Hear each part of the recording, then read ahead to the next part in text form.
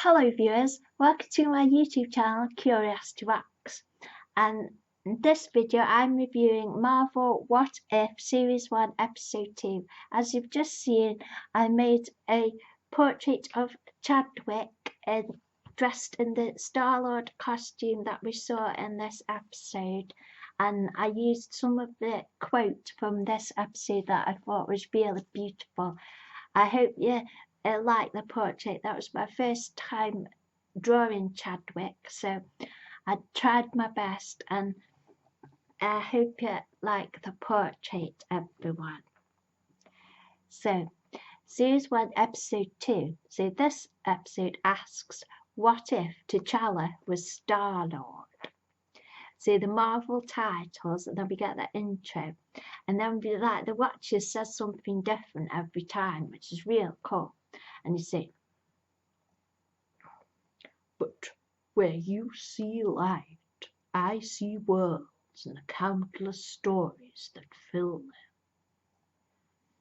And then there's a puddle and Star-Lord spirit, but in a multiverse of infinite possibility, is your destiny determined by your nature or by the nature of your world? And then, so Star-Lord enters the room to get the orb thing, like in the movie. Then the guards come in, and then the guards is the main guard is Korra, and the guard boss is Rain, and he says, "This is a Star-Lord, legendary outlaw."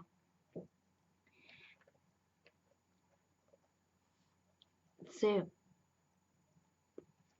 then there's like a maneuver, and he tricks Korra into going to punch the energy core thing, and Star-Lord has Korra over his shoulder, and his butt's right there. It's so funny.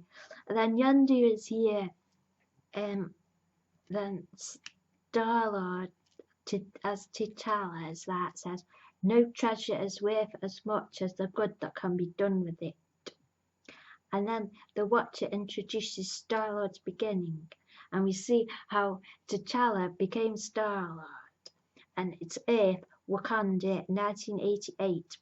And T'Challa, as a kid, is like, he's stuck in this bubble, and he just wants to see the world because he's bored. And he's like, I am tired of living in a bubble. I'm tired of living in a bubble. But his dad, T'Chaka, he doesn't want him to venture into the greater world because it's really dangerous and there's wars and violence. So T'Challa's playing outside, and he runs through the barrier to get his spear, and then just as does that, a Ravager spaceship starts landing, and Yondu's crew have got this contract to grab a kid, but they grab the wrong one, so they get T'Challa instead of Peter Quill.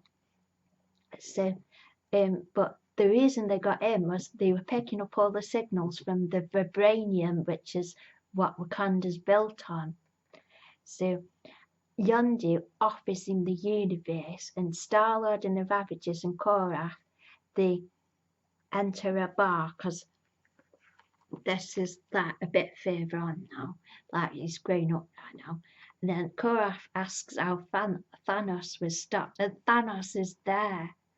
And this is where I had a bit of trouble because I thought Thanos was a bit hot. Like, oh no, you can't think Thanos is hot, but he had his t-shirt on and he was just chilling at the bar and he looked really hot in that t-shirt. It's like, oh. And then Thanos saying, I'm a big enough man to admit when I'm wrong, and T'Challa here showed me there was more than one way to reallocate the universe's resources. And T'Challa says, sometimes the best weapon in your arsenal is just a good argument. Then Drax is like the barman.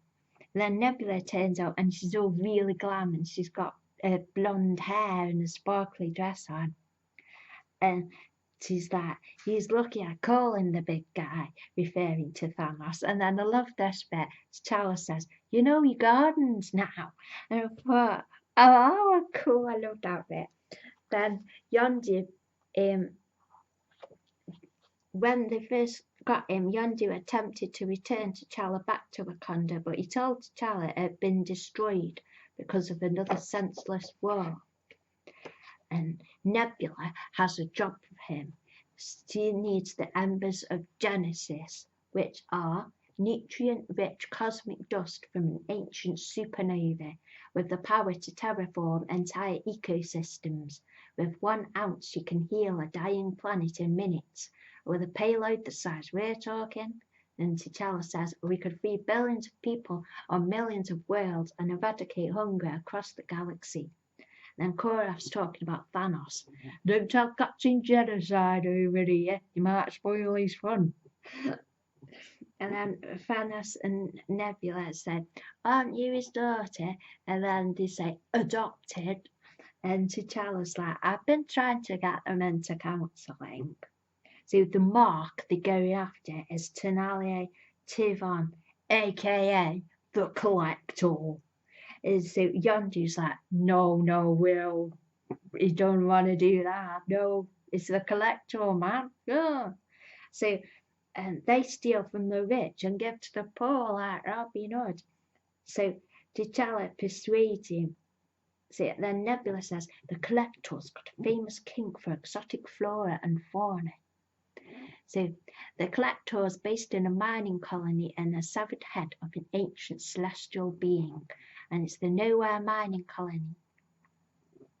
So Yondu and Nebula are posing as sellers of the orb from Morag, but T'Challa is hiding inside the crate that they've brought.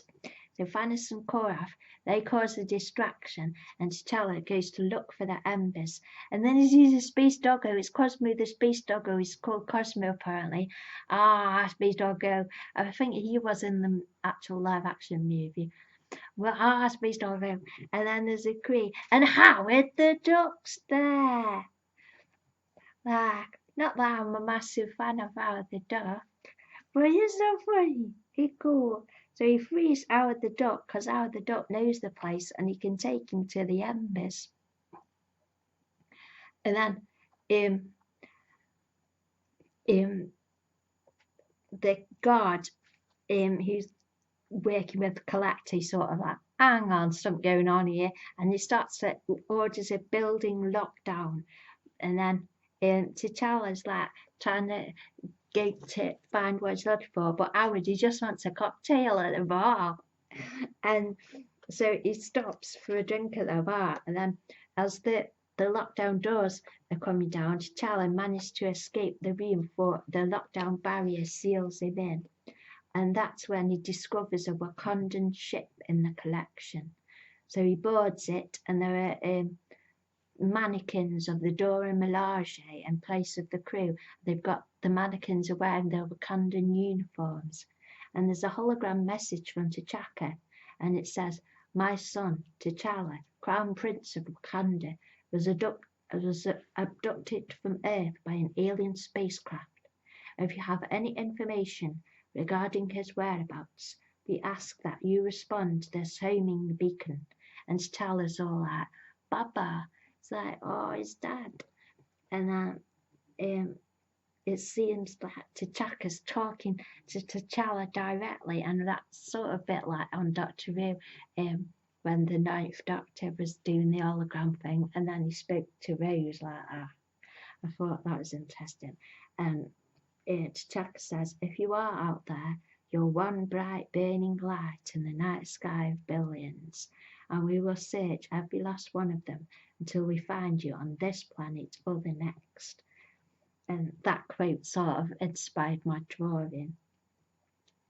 And then we find out that, oh no, has Nebula double-crossed now? And that T'Challa was a debt payment to the Collector. And he finds out, because he's found out the lie that Yondu told T'Challa about that his homeland had been destroyed and his family killed, and he's really angry with Yondu. And Yondu's trying to say that you're an explorer, you're meant to go off and explore, and we're your family too, the Ravagers. And then the guard knocks out T'Challa, and then he wakes up in one of the collector's boxes, and the collector starts doing his evil bad guy monologue at him.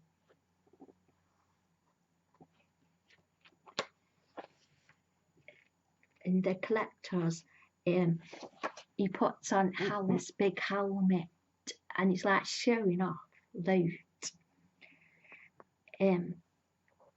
Then T'Challa says, "Where I come from, history has never looked kindly on those who lock men in cages." And then the collector orders T'Challa to be dissected.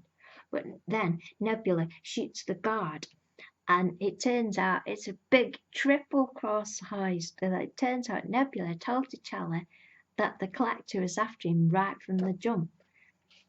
So Nebula's got the embers, and T'Challa uses his Wakanda necklace to smash the box. And the Kree guard tries to cuff T'Challa with the glass shards, but the pink lady who works for the collector, she's like rebelling against the collector, and she shoots the guard and frees T'Challa. So the collector punches T'Challa, and there's a fight between them, and this is when he shows all the weapons he's collected, and he's got a dagger forged in dark matter taken from the Dark Elves. He's also got Cap's shield, and he's got Hela's headpiece and Necro sword. And then Thanos goes against the guards and Black Dwarf, and Yondu and his arrow turns up, and he's like with his arrow, and then Nebula fires the embers into the Black Dwarf's mouth, and it explodes, and it's like giant vines and grass blades growing. And then Nebula and the crew, they board the ship, and Yondu and T'Challa are still fighting the collector. And T'Challa wants to do this trick called Sticky Fingers, and Yondu is the glue.